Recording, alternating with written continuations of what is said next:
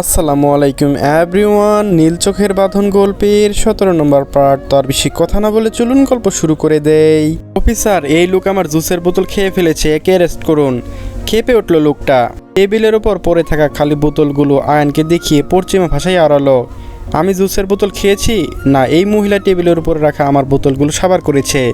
দেখা তো ভদ্রলোক মনে হচ্ছে আপনাকে, তার উপর পুলিশ ইউনিফর্ম পরা। তাহলে নিজের ওয়াইফকে বলে জাননি কেন যে পারমিশন ছাড়া অন্য জিনিস ধরতে নেই? আয়নের মুখটা শক্ত হলো এবার। যারাকে এক হাতে আঁকড়ে ধরে মানিব্যাগটা বের করলো পকেট হতে।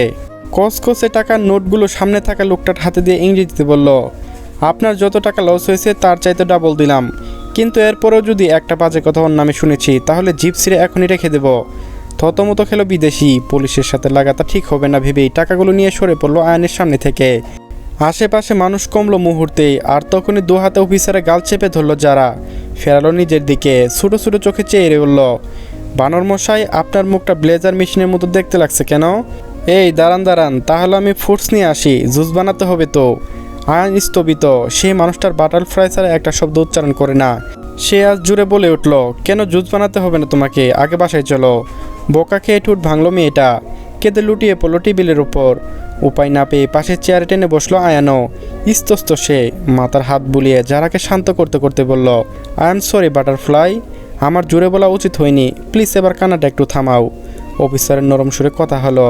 টেবিল থেকে মুখ তুললো মেয়েটা। অন্যদিকে তাকিয়ে নাক টেনে টেনে আওড়ালো, আপনি বকলেন তো আমাকে? দুই দুকে সজোরে মাথা নাড়ালো আয়ান, কিন্তু সেদিকে হুঁশ নেই যারার। নিজের মতো করে বলতে লাগলো, বকুন, আরও বেশি করে বকুন। যার কেউ নেই, যে নিজের আসল জন্ম তারিখ জানে না, আসল নাম কি তাও না, সবটাই অন্যর দেওয়া। এমন একটা মেয়েকে বকবেন না তো কাকে বকবেন? ঢোক গেল মানুষটা। ওই স্পষ্টই আওড়ালো, আমি তোমাকে হার্ট করার জন্য বকিনি, তুমি উল্টো পাল্টা বলছিলে তো। কথাটা শেষ হলো না, তার আগে অফিসারের ঠোঁট তর্জনী ঠেকালো যারা। থামিয়ে দিয়ে হাত বুঝে চোখেই বলল, বানর মশাই, একটা সিগারেট বলি। আয়ন কিছু বলতে পারলো না, শুধু তাকিয়ে রইল ফেল ফেল করে, যেন অবিশ্বাস্য কিছু ঘটবে একটু পর। আর তখনই একেবারে মুখের কাছে ঝুঁকে এলো যারা। হুট করে দুজোড়া ধরে অল্প বিস্তস্ত দূরত্ব ঘুষল চোখ বন্ধ করে। হার্টবিট মিস হলো অফিসারের। মস্তিষ্কের প্রতিটি সতর্ক নিউরন নেচে কুদে জানান দিল যে এটা স্বপ্ন নয়, সত্যি।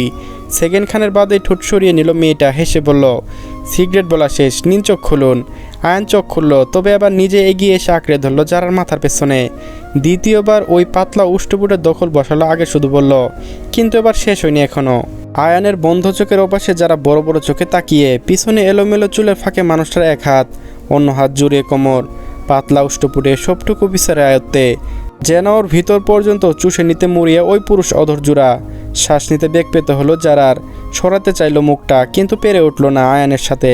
দাঁতের ফাঁকে ফেসে সজোরে কামড় বসলো ঠুটে, কিন্তু বিধিবাম যতই ছটফটালো ততই যেন আর শক্ত করে জেঁকে ধরল অফিসার। সময় গড়ালো, শান্ত হলো মানুষটা। ঘন ঘন শ্বাস ফেলে আস্তে ধীরে সরালো যারার মাথা পিছন থেতে। নিচে ঠোঁট জ্বলছে ভীষণ, রক্ত জমে লাল হয়ে গেছে চোখখানা, কিন্তু সেদিকে খেয়াল নেই তার। নিচে সরে শুধালো, ঠিক আছো তুমি? যারা হাঁপাচ্ছিল তখনও, কিন্তু প্রশ্নের পিঠে উঠে দাঁড়ানো তরাক করে উঠল। বিভ্রমে আশেপাশে চাইলো কাঁধের ব্যাগ খুঁজতে। হুট করে মুখের সামনে সেটা তুলে ধরলো আয়ান। এটা খুঁজছো বাটারফ্লাই? ছৌ মেরে ব্যাগটা নিয়ে নিল ও। কোনো উত্তর না দিয়ে ডুকরে ডুকরে ফোন বের করলো মেয়েটা, কিন্তু ডায়াল প্যাড খুলতে যেন ঝোপ করে হাতটা ধরে ফেললো অফিসার। কি করছো, কাকে কল করবে? মাথায় তুললো যারা। ঠোঁট শুরু করে বলল, পুলিশের কাছে, আপনাকে ধরিয়ে দেওয়ার জন্য। আয়নের গলার স্বর শান্ত, শুধু হলো, পুলিশের লোককে জেলে পাঠানোর ভয় দেখাচ্ছ বাটারফ্লাই, কারণটা বলবে না? আপনি চুমু খেয়েছেন আমাকে। নিজের ঠোঁটে তর্জনী ঠিকিয়ে দেখালো যারা। মুহূর্তে এগরাতে হলো অফিসারের হেমচোখ। থেমে গেল কিশোরী। ঢোক গিলল শুকনো গলায়। অমন চোখে কখনো তাকায়নি আয়ান, যেন ঘোর নয় ওর। অফিসারে লেগেছে এই দৃষ্টির সামনে দাঁড়িয়ে থাকা দায়।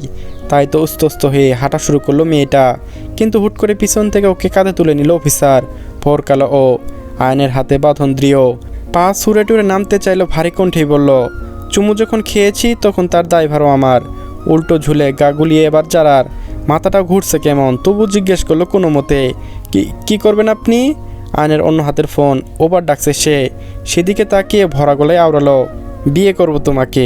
আতকে উঠল মেয়েটা। অনেকক্ষণ ধরে গলার কাছাকাছি মোড়া ছিল ওর। বমি বমি ভাব যেন দোলা পাকা ছিল সেখানে।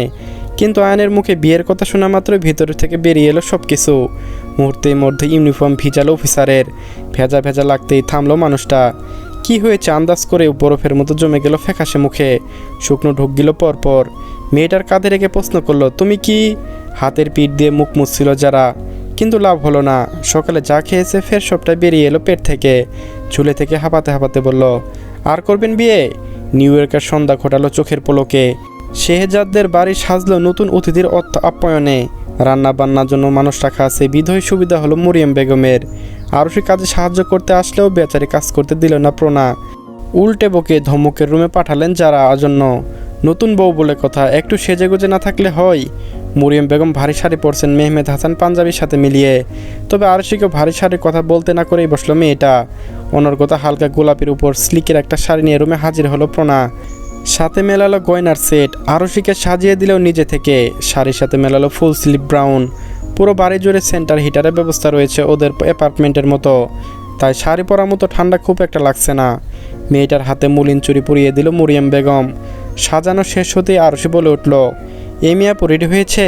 তোমার মনে হয় ও এখনও না সেজে আছে? তার তো সাজগুজ সেই কখন শেষ। দেখে আসলে হেসে হেসে কথা বলছে ফোনে, আদিলের সাথে হবে হয়তো। অবাক হলো আরশি। এমিলিয়া নিশ্চয়ই মনে মনে জাম্বুমানকে পছন্দ করে, নয়তো তখন ওভাবে ঝাঁপিয়ে পড়লো না গায়ের উপর। তাহলে অন্য কারোর সাথে বিয়ে হবে যেন এত খুশি হচ্ছে মেয়েটা, নাকি ফের কোনো ঘটকা পাকাচ্ছে মনে মনে?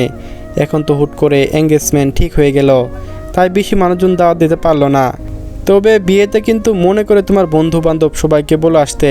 মা মরা মেয়ে তো, ছোটো থেকে নিজের মেয়ের মতো করে বড় করেছি, বোনের মেয়ে হিসেবে ভাবিনি কখনো, তাই চাইছি ওর বিয়েটা ধুমধাম করে দিতে। রুষাটা থাকলে তো। থামলো প্রণা, ঢুক গেল আড়াল করে গলার গলা পাকানো বিষাদটুকু। রুষার নাম শুনে মন খারাপ হয়ে গেল আরশিরও। ইস, যদি কোনোদিন খুঁজে পেত মেয়েটাকে। ভদ্র মহিলা স্মিথ হাসলেন, কথার মুড় ঘোরানোর জন্য বললেন, শয়তানটাকে বলে দেবো আয়নকে নিয়ে আসার জন্য। ছোটোবেলা তো আমার কাছে পড়ে থাকতো ছেলেটা, মিলিয়ের নামও রেখে দিয়েছিলাম দুটোর, অথচ এখন আর যেন ফুরত নেই কারো দুধো এই মেয়ের কাছে আসার। আরশিরও তখন মনে পড়লো যারার কথা, যেন যুগ পেরিয়েছে, দুই বান্ধবীর দেখা হয়নি, কথা হয়নি। মনে মনে ভাবলো এই সুযোগ যারা কেউ আসতে বলবে বিয়েতে।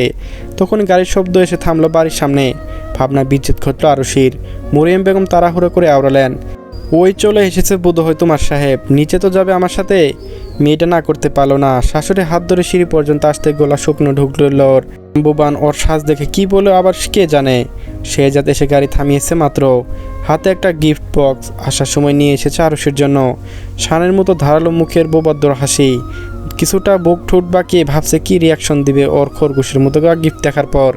মেহমেদ হাসান দোতরা বাজে জলজল করছে অনুষ্ঠানের আমেজে। মেহমান বলতে শুধু ছেলে আর ছেলের বাবা মা, তবু যে না আয়োজনে কোনো কুটি রাখেনি উনি।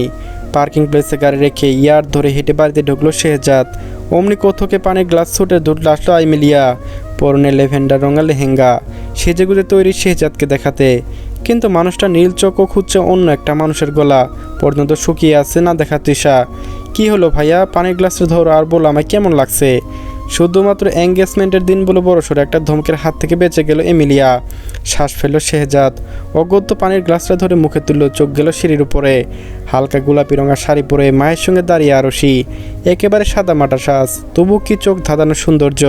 প্রফেসর ঢুক গেলে অজিল যুগে স্থির থাকে আরশির উপর, কিন্তু বেখেয়ালে কাত হয়ে হাতের গ্লাসটা। শার্টের উপর পানি গড়িয়ে পড়তেই হুঁশ ফিরে শেহজাদের। মরিয়ম বেগম হাসছে ঠোঁট টিপে, কিন্তু আটকে উঠল আরশি। সিঁড়ি ভেঙে নেমে আসলো শেহজাদের কাছে, আপনি তাড়াতাড়ি চেঞ্জ করে আসুন, ইস কতটা ভিজলো দেখেছেন। সেসব শুনল না প্রফেসর, উল্টো নজর গিয়ে আটকালো আরশির কোমরে। শাড়ির ফাঁক গলে বের হওয়া ফর্সা ত্বকের বেঁধেতে দৃষ্টি তার। গলা শুকিয়ে কাঠ হলো শেহজাদের। পানির গ্লাসটা ওর হাতে ধরিয়ে দিয়ে বলল, রুমে এসে ফার্স্ট চেঞ্জ করে কি পরবো দেখিয়ে দিয়ে যাও। আরশি পা বাড়ায় না, ঠাই দাঁড়িয়ে থাকে এক জায়গায়। বিস্ময়ে পলক ফেলতে ভুলে গেছে মেয়েটা। হাত জোড়া অল্প স্থিত ফাঁক হয়ে আছে বিমূর্ততায়। ধূপতাপ পা ফেলে সিঁড়ি বেয়ে উপরে উঠছে মানুষটা। চেঞ্জ করার সময় তো কাশ্মীকালেও এই লোক ওকে ডাকেনি, ঠিক তো নিজের মতো সাজগুজ করে ভার্সিটিতে চলে যায়, তাহলে আজ হঠাৎ করে চেঞ্জ করার সময় ওকে ডাকলো কেন? আরও সে যাচ্ছে না দেখে পাশে এসে দাঁড়ালো মরিয়ম বেগম। মাথায় হাত রাখলেন মেয়েটার, তাকাতা দিয়ে বললেন, কি হলো দাঁড়িয়ে রইলি যে, যাবি না? মেয়েটার বিয়ে খেয়ালে বলে বসলো, মাথা খারাপ? ওরে বাপরে, আমি যাব না। সে কি, কেন? তুমি জানো না আন্টি, উনি আমাকে ডেকেছে বকাঝকা করতে, হয়তো গেলেই বলে বসবে শাড়ি কেন পরেছ, আমাকে সিডুস করার জন্য এখনই হলো। শেহজাদের নকল করে শেষের কথাটুকু বলে নিজে নিজে জিভ কাটলো আরশি, আর চোখে চাইলো মরিয়মের মুখপানে। এভাবে বোরের নামে বদনাম, তাও আবার শাশুড়ির কাছে। ওরে আরশি, তোর মুখে কি একটু ফিল্টার লাগানো যায় না? যা পেটে আসে মুখ ফসকে ওটাই কেন বের হয় তোর? চেহারা ইস্তস্ত ভাব ওর। ঠোঁট কামড়ে মাথা নিচু করে হু হা করে হেসে উঠল মরিয়ম। আশেপাশে তাকালো পরপর। এমিলিয়া ফোন ঘাঁটতে পাশে দাঁড়িয়ে, খুব বেশি মনোযোগ নেই তাদের কথায়। এই সুযোগে মেয়েটার কানে কানে বলল, তো সিডিউস কর, এই বয়সে তোর আঙ্কেলকে আমি নাকে দড়ি দিয়ে ঘোরাই, আর তুই আমার ছেলেটাকে এখনো পটাতে পারছিস না? চোখ জোড়া ফুটবল আরশির। শাশুড়ির মুখে এমন কথা শুনে খালি গোদকেই যেন বিষম খেলো মেয়েটা। কেশে উঠে প্রণার মুখে দিকে তাকাতেই চোখ টিপল মরিয়ম বেগম। পরপর মুখ গম্ভীর করে এমিলিয়াকে শুনিয়ে শুনিয়ে আওড়ালেন, আহারে ভেজা কাপড় আমার ছেলেটা যদি ঠান্ডা লেগে যায় আরশি, তুই এক্ষুনি রুমে গিয়ে দেখ কি লাগবে ওর, এক্ষুনি যা। এমিলিয়ার চোখ ফোনে থাকলেও কানে মরিয়ম বেগমের কথায় শাশুড়ি বৌমা কি বলছে সবটা শুনছে ও। শেহজাদ তো আরশিকে দেখতে গিয়ে গায়ের পানি ফেলেছে, কই সে তো কথা কেউ একবারও বলল না। আজ যদি এই মেয়েটা শেহজাদের বউ না হতো তাহলে কি এমন ঘটতো? এই সামান্য বিষয়টা যদি কেউ না বুঝে তাহলে সে নিজের চোখে আঙ্গুল দিয়ে সবাইকে বুঝিয়ে দেবে। এটা এমিলিয়া প্রমিস নিজের কাছে নিজের। চলবে গাইস, পরবর্তী পার্টও আপলোড দেওয়া আছে, সবাই দেখে নিন।